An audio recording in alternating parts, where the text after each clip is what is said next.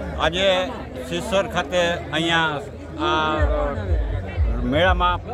પહોંચી ગયા છે અને અહીંયા કણે જે આત્મા પ્રોજેક્ટ ગુજરાત રાજ્ય સંચાલિત આત્મા પ્રોજેક્ટ છે અને એમનો આ સ્ટોલ છે અને એમાં જે આ બધા પોસ્ટરો માર્યા છે એ પ્રમાણે કે ખેડૂતોએ પ્રાકૃતિક ખેતી તરફ વળવાની ખૂબ જરૂર છે. આજ સુધી આપણે રાસાયણિક ખેતી કરી પણ હવે પ્રાકૃતિક ખેતી તરફ વળો અને એના માટે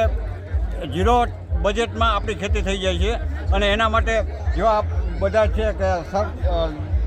10 પરણી અંક નિમાસ્ત્ર, અગ્નિઅસ્ત્ર, બ્રહ્માસ્ત્ર, જીવામૃત અને ઘનજીવામૃત પણ આવે છે અને આ બધાનો ઉપયોગ કરી અને ખેતીમાં ઓછા ખર્ચે અને સારું ઉત્પાદન કરો અને આથી આપણને પ્રકૃતિને અને